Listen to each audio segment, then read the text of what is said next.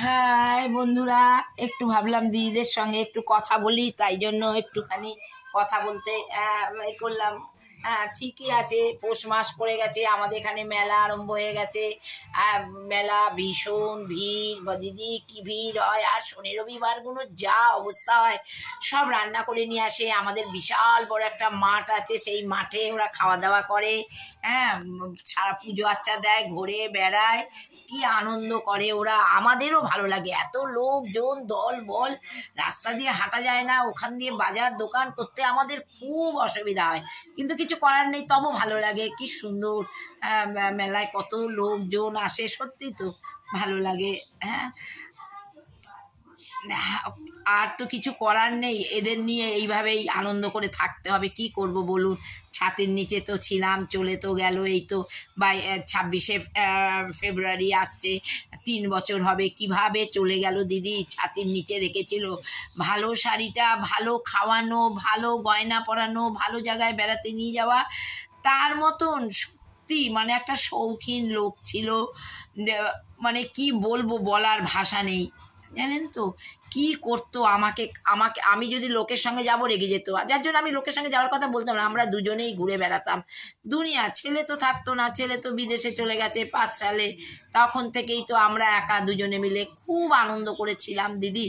আর আর আমি বলতাম, জানো, আমরা মনে হচ্ছে যেন ভাই বোন। আর বয়সেও তো বিশেষ একটা ডিফারেন্স ছিল না, 4 বছরের ছোট বড় ছিলাম দুজনে। এত ভালো ছিল দিদি, তার সাজানো গাজানো, কি পরলে আমাকে ভাল লাগবে, আমি রেগে যেতাম, তুমি কেন এত দামের শাড়ি এনেছো, কেন কি হচ্ছে, আছে তো, আরে থাক না, পরো না পরো না। আবার ওই মেয়ে ছিল, ওই লতাকে বলতো, এই দেখ তোর কাকিমা কিরকম বলে, তোর কাকিমা কিরকম বলে। হ্যাঁ, যাই হোক দিদি, খুব আনন্দ করে কাটিয়েছি, কিছু করার নেই। এখন খালি মনকে মানিয়ে নিই, মনে পড়ে তার কথা। সব সময় কারোর সঙ্গে যেতে দেবে না, নিজে নিয়ে ঘুরবে। আমার দিদি দিদি সবাই জানতো যে মানে প্রবীর খুব উমাকে ভালোবাসে।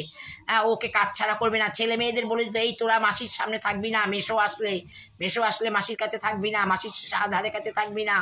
হ্যাঁ, মানে ভীষণ সে কাছছাড়া করতে চাইতো না। বাপের বাড়িতে তো আসতেই দিত না, যাবে কি করতে, এই সেই ওই। আমি বলতাম, না আমি বাড়ি যাবো না, আমার মা বাবা আছে না, আমি দেখবো না। আমার অত বড় বাড়িতে থেকেছি, আর রেল কোয়ার্টার। মন মানতো না, কিন্তু দিতে চাইতো না, জোড়া বলি করে আসতাম, কান্নাকাটি করতাম, তারপরে আসতে দিত।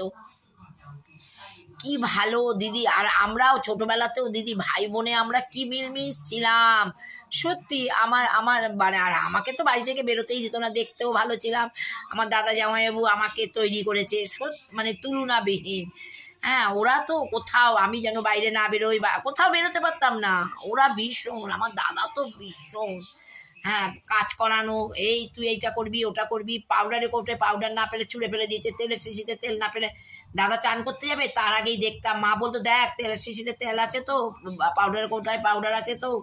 হ্যাঁ, মানে ভীষণ শাসনের মধ্যে রেখেছে, ভাষণের মধ্যে কি মিলমিশ আমাদের মধ্যে ছিল। সত্যি আমাদের ভাই বোন আগে কত মিলমিশ, কিন্তু এখন ভাই বোনের সেই মিলমিশটাও দেখি না দিদি। আর এখন তো ভাই বোনই নেই, সব উঠে গেছে, হয় একটা ভাই ছেলে, না একটা মেয়ে। এখন সেই কথা। হ্যাঁ, তবে 2 বোন মিলমিশ আছে, 2 বোন। ওই যে আমার আমার আমার যে বাড়িতে যে মেয়েকে আমি মানুষ করেছিলাম, সেই মেয়েটা 2 টুইন বাচ্চা, কি মিলমিশ আমার বাড়ি এসেছিল। পূর্ণিমা, এখন 4:15-তে পূর্ণিমা লাগবে, আমার কষ্ট হবে। মেয়ে বলল, কাকিমা আমি সেকে মেয়েদের পাঠিয়ে দিচ্ছি, ওদের ছুটি আছে, পড়া নেই, ওরা যাবে, তোমার গিয়ে কাজ বাজ করে দেবে, তুমি যতটা পারবে ওদের দিয়ে করবে, তুমি একা থাকবে বাড়িতে।